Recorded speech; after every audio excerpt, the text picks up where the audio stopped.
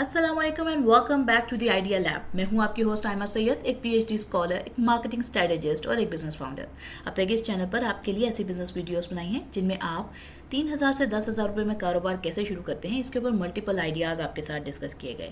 इन तमाम आइडियाज़ को प्लेलिस्ट में शामिल करके चैनल पर आपके लिए फ्री ऑफ कॉस्ट अवेलेबल किया गया है। इसके अलावा हम ये देखते हैं कि जो कंपनीज इंटरनेशनली और पाकिस्तान में बिजनेस कर रही हैं वो किस बिजनेस यानी किस प्रोडक्ट और सर्विस की वजह से मिलियन बिलियन ट्रिलियन डॉलर्स कमा रही हैं और हम उसे स्मॉल स्केल लेवल पर कैसे बना सकते हैं। हम ये भी देखते हैं कि आपकी इन्वेस्टमेंट आपके पैसिव अर्निंग का जरिया कैसे बनती है, यानी स्टॉक्स में इन्वेस्ट करके आप अर्निंग कैसे कर सकते हैं। पाकिस्तान स्टॉक एक्सचेंज क्या है, स्टॉक्स में इन्वेस्टमेंट कैसे होती है, आपके अकाउंट ओपन कैसे होते हैं, गवर्नमेंट आपके पैसों को सेफ रखने में क्या रोल प्ले कर रही है, और इसके अलावा कंपनीज को जब भी आपने किसी कंपनी में एज एन इन्वेस्टर अपने पैसे इन्वेस्ट करने हैं, चाहे वो आपके 100 रुपये हैं, चाहे वो आपके 10,000 रुपये हैं, या 1 लाख हैं या 10 लाख हैं, तो उस वक्त आपने कैसे एनालाइज करना है कि किस कंपनी के अंदर आपको अपने पैसे इन्वेस्ट करने हैं, जिसके लिए आपको कंपनी के फंडामेंटल एनालिसिस करने पड़ते हैं। आपको कंपनी शरिया कॉम्प्लाइंट देखनी है, नॉन शरिया देखनी है। ये सब आपके डिफरेंट पर्सपेक्टिव्स हैं जिनको स्टडी करना जब आप स्टॉक मार्केट में आते हैं बहुत ज़रूरी होता है। तो इस चैनल पर आपके लिए इन तमाम चीज़ों के ऊपर बहुत सारी वीडियोस फ्री ऑफ कॉस्ट बना के अपलोड की गई ताकि आप सीख सकें कि बेसिक कॉन्सेप्ट क्या है इन्वेस्टमेंट का और उसे आप कैसे खुद मैनेज कर सकते हैं। और हमने जो एक सीरीज़ स्टार्ट की हुई थी, उस सीरीज़ में हमने ये देखना था कि हम फाइनेंशियल स्टेटमेंट्स को खुद रीड कैसे कर सकते हैं और आसानी से उनसे रेलेवेंट रेशियोज़ को कैसे अंडरस्टैंड कर सकते हैं। सबसे पहले हमने इस सीरीज़ की पहली वीडियो में ये समझा था कि फाइनेंशियल स्टेटमेंट होती क्या है। इसके अंदर फाइनेंशियल पोजीशन देखी जाती है, कैश फ्लो स्टेटमेंट देखी जाती है और प्रॉफिट एंड लॉस स्टेटमेंट देखी जाती है। पिछली 2 वीडियोस के अंदर हमने जो कह लें कि फाइनेंशियल पोजीशन की फातिमा फर्टिलाइज़र की पूरी सीरीज कह लें कि डिस्क्रिप्शन थी, वो हमने सारी रेशोज़ के साथ एक्सप्लेन करी। कल हमने प्रॉफिट एंड लॉस वाली स्टेटमेंट को मुकम्मल एक्सप्लेन कर लिया था और आज हम कैश फ्लो स्टेटमेंट को पढ़ेंगे। जैसे मैं फाइनेंशियल पोजीशन में आपको ये ऑलरेडी बात बता चुकी हूँ कि किसी भी स्टेटमेंट को जब कंपनी अनाउंस करती है फाइनेंशियल पोजीशन की, तो उसके अंदर कुछ चीज़ें मेंशन होती हैं। जैसा कि कंपनी की कैश फ्लो स्टेटमेंट मेंशन होती है, उसकी स्टेटमेंट फाइनेंशियल स्टेटमेंट मेंशन होती है, उसका प्रॉफिट एंड लॉस होता है, और आपको हर ये जो फाइल है ये 2 मिलती हैं। एक होती है कंसोलिडेटेड और एक होती है स्टैंड अलोन। स्टैंड अलोन के साथ कुछ खास लिखा नहीं होता, लेकिन कंसोलिडेटेड वाली शीट में मेंशन होता है कि ये कंसोलिडेटेड है। उसका मतलब ये होता है कि ये उस पर्टिकुलर कंपनी ही की नहीं, उससे रेलेवेंट जो पूरा ग्रुप शामिल है उसकी शीट है। यानी प्रॉफिट एंड लॉस जो उस कंपनी से रेलेवेंट कंपनीज यानी उस कंपनी की सब ग्रुप्स या उस कंपनी की सब्सिडरीज या उस कंपनी से रेलेवेंट जिन जगहों पे इन्वेस्टमेंट हो रखी है उस कंपनी के अपने डिफरेंट ग्रुप्स के अंदर, वो सब शामिल होते हैं। जबकि स्टैंड अलोन के अंदर उस पर्टिकुलर कंपनी का जिक्र होता है। क्योंकि हम बात कर रहे हैं फातिमा फर्टिलाइजर कंपनी की, तो आज मैंने इसकी condensed interim statement of cash flows ली है। कंसोलिडेटेड भी अवेलेबल होती है, जो आप चाहें तो रीड कर सकते हैं। तो शुरू करते हैं अब हम कि कैश फ्लो स्टेटमेंट होती क्या है, तो और ये क्या कैसे समझी जाती है और इससे रेलेवेंट रेशोज़ आप कैसे फाइंड करते हैं ताकि आप अपनी कंपनी के फंडामेंटल एनालिसिस कर सकें। तो देखिए, मैं कोई फाइनेंशियल एडवाइज़र नहीं हूँ, ये बात मैं आपको पहले ही मेंशन कर दूँ, लेकिन जो कुछ मैंने खुद सीखा है वो मैं आपके सामने पूरी ईमानदारी के साथ रख रही हूँ ताकि आप भी उसको सीख सकें। और चैनल को लाइक कीजिएगा, शेयर कीजिएगा, सब्सक्राइब कीजिएगा ताकि हम आपके साथ ग्रो कर सकें। जिस भी स्टेटमेंट को हमने रीड किया उसमें हमने एक चीज़ आपको लाजमी मेंशन की कि आप ये देख सकते हैं कि यहाँ पर 2 कॉलम्स मेंशन हैं, जून 30, 2025, जून 30, 2024। इसका मतलब है कि 2024 के अंदर सेम क्वार्टर के जो रिजल्ट्स थे कंपनी के वो अवेलेबल हैं एक कॉलम में, और दूसरे कॉलम में 2025 का ये जो क्वार्टर एंड हुआ इसके जो एनालिसिस हैं वो मौजूद हैं। अब कैश फ्लो स्टेटमेंट आपको मेजरली बताती क्या है, ये आपको कंपनी के इनफ्लोज और आउटफ्लोज के बारे में बताती है। यानी कंपनी के पास कैश कहाँ से आया और कंपनी ने कैश किसको दिया, ये सब कुछ मेंशन होता है कैश फ्लोज के अंदर। और पब्लिक जो PSX पे कंपनीज रजिस्टर्ड होती हैं, क्योंकि ये पब्लिक लिमिटेड कंपनीज होती हैं, इनके अंदर इन्वेस्टर्स की इन्वेस्टमेंट होती है, इसीलिए ये स्टेटमेंट्स आपको विजिबल होती हैं। जो कंपनीज प्राइवेट लिमिटेड होती हैं उनकी स्टेटमेंट्स शायद आप कभी भी फाइंड ना कर सकें अगर वो ये आपको शो नहीं करना चाहती। तो जो कंपनीज इन्वेस्टर्स को अट्रैक्ट करना चाहती हैं या वो इन्वेस्टमेंट चाहती होती हैं, वही अपनी जो ये financial position, profit and loss statement and cash flows जो हैं वो विजिबल रखती हैं। अच्छा जी, अब इसके अंदर आपको जो है ना 3 मेजर क्लासेस मिलती हैं। सबसे पहले आपके पास आ जाती हैं ऑपरेटिंग कैश फ्लोज।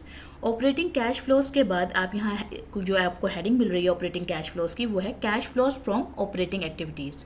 फिर दूसरी आपके पास जो कह लें कि फंडामेंटल इस स्टेटमेंट का हिस्सा होती है, वो होते हैं cash flows from investing activities. यानी एक हो गया कि जो ऑपरेटिंग एक्टिविटीज़ में पैसे आ रहे हैं उसका जिक्र हो रहा है, फिर इन्वेस्टिंग कहाँ हो रही है एक्टिविटीज़ जहाँ पे कैश इन्वॉल्व है उसका जिक्र आ रहा है, फिर आपके पास आ जाती हैं cash flows from financing activities के फाइनेंसिंग एक्टिविटीज़ से कैश फ्लोज का क्या आजकल लॉन्ग टर्म के जो भी रीपेमेंट हो रही है, डेट, ये वो सब कुछ, डिविडेंड जो पे हुआ सब कुछ उसमें मेंशन होता है।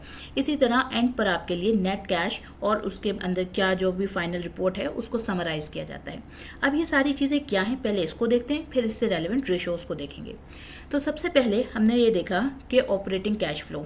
ऑपरेटिंग कैश फ्लो का मतलब होता है कि जो रोज़मर्रा के बिजनेस के अंदर कैश इस्तेमाल हो रहा है। इन्वेस्टिंग कैश फ्लोज का मतलब होता है कि एसेट्स, प्लांट्स, इन्वेस्टमेंट में जो कैश इस्तेमाल हो रहा है। फाइनेंशियल कैश फ्लोज जिसे हम CFF भी कहते हैं, इसका मतलब है लोन, रीपेमेंट या डिविडेंड का कैश का अनाउंस होना। इन्वेस्टर ये इसलिए चेक करते हैं ताकि उनको ये पता चल सके कि कंपनी जो है वो सिर्फ on paper he profits earn कर रही है या उसकी जो स्टेटमेंट्स हैं, उसका जो कैश है वो भी इस चीज़ को जस्टिफाई कर रहा है। तो इससे एक ट्रू पिक्चर इन्वेस्टर्स के सामने आ जाती है कि कंपनी के रियल बिजनेस की जो वर्थ है वो सामने आ जाती है। अब अगर हम बात करें कि ऑपरेटिंग कैश फ्लोज क्या हैं, तो ये मैंने जो वैल्यूज़ ली हुई हैं उसी स्टेटमेंट में से ली हुई हैं। मैं कल ये आपको व्हाट्सएप चैनल, इंस्टाग्राम पेज और जो फेसबुक पेज है आइडिया लैब का, उस पर भी अपलोड करवा दूंगी। ये तीनों पेजेस का जो लिंक है वो हमारे व्हाट्सएप चैनल में मौजूद है, आप चाहें तो उसको सब्सक्राइब कर सकते हैं। और अगर आप चाहें तो इस वीडियो के स्टार्ट में से भी उस स्टेटमेंट का स्क्रीनशॉट ले सकते हैं या PSX के ऊपर जाकर स्टेटमेंट को डाउनलोड कर सकते हैं। अब हम अगर बात करें ऑपरेटिंग कैश फ्लोज की, तो 2025 में ये प्लस 10.27 है, जबकि 2024 बिलियन में वैल्यू में मेंशन है। अगर हम बात करें इसी वैल्यू की 2024 के अंदर, तो ये -12.55 बिलियन था। मतलब 2025 में कंपनी ने असल बिजनेस से कैश बना लिया है। 2024 में लॉस रिपोर्ट हुआ था। इंटरप्रिटेशन की जाए तो ये बनेगी कि 2025 में जो टर्न अराउंड है वो स्ट्रॉन्ग है, ग्रीन सिग्नल है, कंपनी की जो सेल्स हैं कैश में वो कन्वर्ट हो रही हैं। अब अगर हम इसकी इन्वेस्टिंग कैश फ्लोज की बात करें तो ये 2025 में नेगेटिव है। जब भी कोई वैल्यू ब्रैकेट में लिखी जाती है तो इसका मतलब होता है कि वो नेगेटिव वैल्यू है, यानी कि लॉस में जा रही है। अब ये -9.89 बिलियन है, यानी कैश दिया गया है, और 2024 में ये +3.35 था। अब ये नेगेटिव CFI और पॉजिटिव CFI का मतलब क्या है? नेगेटिव CFI यानी कि इन्वेस्टिंग कैश फ्लो का मतलब होता है कि नए प्लांट्स, मशीनरी में इन्वेस्ट किया गया है, पैसे गए हैं। पॉजिटिव CFI का मतलब होता है कि एसेट्स बच गए हैं या फिर इन्वेस्टमेंट जो है वो विदड्रॉ हो गई है। अब इसकी जो 9.9 बिलियन की जो नेगेटिव वैल्यू है, ये ग्रोथ प्लांट को एक्सपेंशन को मेंशन कर रही है, यानी कि फातिमा फर्टिलाइज़र ने अपनी किसी प्लांट के अंदर एक्सपेंशन के लिए अपनी इन्वेस्टमेंट की है। और लॉन्ग टर्म इन्वेस्टर्स के लिए जो होता है ये गुड साइन देखा जाता है। अब हम इसके हवाले से फाइनेंसिंग कैश फ्लोज को देखते हैं, जिसे हम CFF भी कह सकते हैं।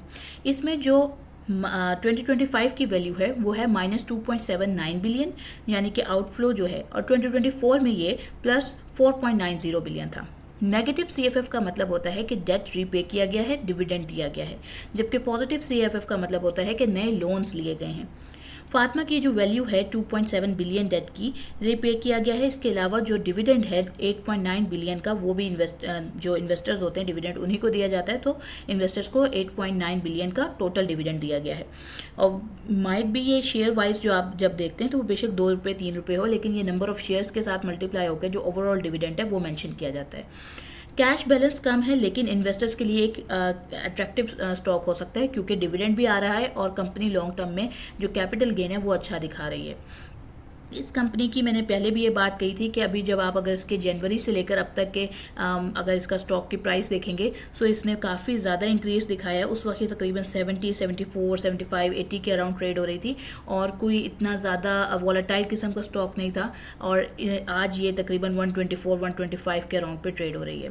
अगर इसकी नेट कैश के बारे में बात की जाए, यानी कि जो एंडिंग बैलेंस समराइज़ किया गया इसकी शीट को, वो ये है कि इसका नेट कैश फ्लो 2025 के अंदर -2.41 बिलियन है और एंडिंग कैश बैलेंस 2025 का -9.2 बिलियन है।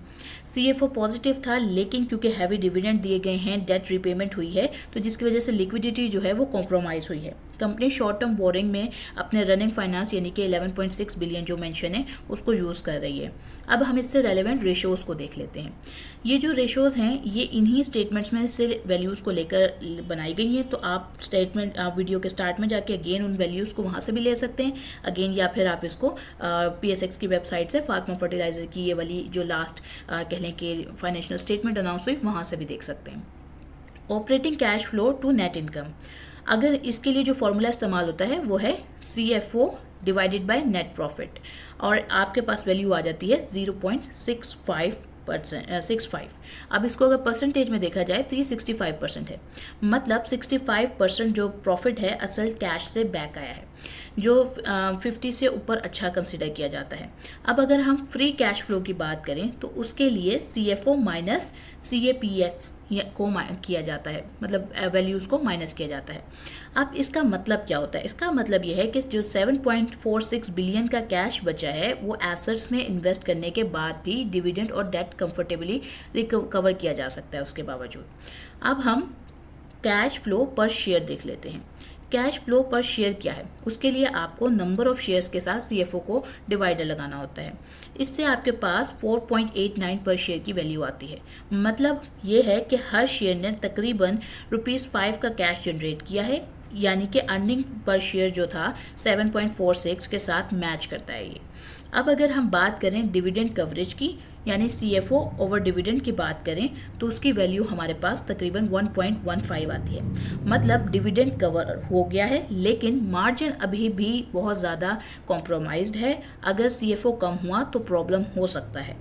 अगर हम इसके कैश कन्वर्जन रेशोज़ की बात करें तो उसके लिए CFO डिवाइडेड बाय आप EBIT जो हमने last profit and loss statement में निकाला था, और उसके थ्रू आप इसकी वैल्यू को लेते हैं। यानी कि आपने इसके अंदर कुछ वैल्यूज़ हैं जो आपको ऑब्वियसली प्रॉफिट एंड लॉस वाली स्टेटमेंट से लेनी होंगी, और इसकी जो आपके पास रिजल्ट आता है वो है 0.77, जो इसकी अगर हम परसेंटेज में देखें तो दैट इज़ 77%।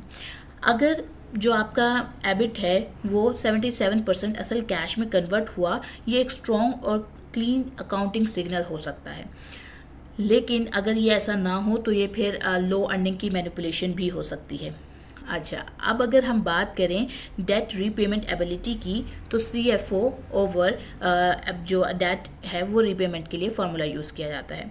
ये तकरीबन 3.7 आया है, मतलब कंपनी ने जितना डेट रीपे किया था उससे 4 गुना ज़्यादा कैश जनरेट कर लिया है। यानी कि कंपनी जो है अपने जो डेट के बावजूद सर्वाइवल मोड में है और अच्छे तरीके से लॉन्ग टर्म में अपनी कंपनी को लेकर मूव कर सकती है। अब ये सारी चीज़ें जो है आपको कौन से पॉजिटिव साइंस देती हैं, कौन से रिस्क सिग्नल्स देती हैं, और कौन से इन्वेस्टर डिसीजन में किस तरह हेल्प करती हैं। जो CFO का टर्नओवर है वो एक पॉजिटिव साइन है, जो फ्री कैश फ्लो मौजूद है वो एक पॉजिटिव साइन है। आपके पास डिविडेंड और डेट दोनों कंफर्टेबली फंडेड हैं। EPS के साथ CFPS जो है वो कंफर्टेबली स्ट्रॉन्ग है और दोनों एक दूसरे को कह लें कि कॉम्प्लीमेंट कर रहे हैं। अगर हम रिस्क की बात करें तो डिविडेंड पे आउट बहुत ज़्यादा है, यानी कि कैश उसकी वजह से जो है वो ड्रेन हुआ है। कैश का जो बैलेंस है वो नेगेटिव में है। रनिंग फाइनेंसेस पे हाई डिपेंडेंसी चल रही है। लॉन्ग टर्म के लिए कंपनी स्ट्रॉन्ग कंसिडर की जा सकती है। ऑपरेशंस और प्रॉफिट से असल कैश आ रहा है। स्ट्रॉन्ग टर्म लिक्विडिटी थोड़ी सी कॉम्प्रोमाइज्ड है, लेकिन फंडामेंटल स्ट्रॉन्ग है। डिविडेंड सस्टेनेबल है, लेकिन CFO पॉजिटिव रहे तो इसका मतलब यह है कि कंपनी की जो अभी फ्लड सिचुएशंस भी कह लें, इंटरेस्ट रेट भी कह लें, सो जो मैक्रो इन्फ्लुएंस होंगे वो इस कंपनी के फ्यूचर को डिसाइड करने वाले होंगे।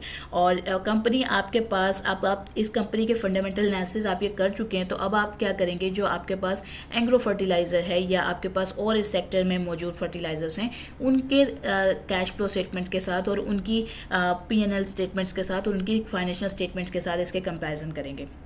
जब आप वो करेंगे तो आपको रियल पिक्चर आपके सामने आएगी कि कौन सा स्टॉक जो है इस सेक्टर के अंदर वो बेस्ट परफॉर्म कर रहा है। और हमेशा जब भी एनालिसिस किए जाते हैं तो वो सेक्टर वाइज किए जाते हैं। ऐसा नहीं होता कि आपने फातिमा फर्टिलाइज़र में इन्वेस्ट करना हो और फिर आपने साथ मारी एनर्जीज़ में इन्वेस्ट करना हो और आप उनके दरमियान कंपेयर कर रहे हो, क्योंकि उन दोनों के सेक्टर्स डिफरेंट हैं, उनके ऊपर लगने वाले micro and macro influences different हैं। तो ये पॉसिबल नहीं होता कि आप इस तरीके से उन दो कंपनीज़ के दरमियान कंपेरिजन करें। करने में हर्ज भी कोई नहीं होता, आप कर सकते हैं, उसमें आपको ना तो फाइनेंस किसी किस्म का रोक कर रहा है ना कोई और, बट ये कह लें कि एक अनफेयर कंपैरिजन होगा, क्योंकि दोनों सेक्टर्स अपने अपने उसमें बेस्ट परफॉर्मेंस दे रहे होते हैं और उसके हिसाब से उनको अपने सेक्टर्स में ही एनालाइज होना चाहिए।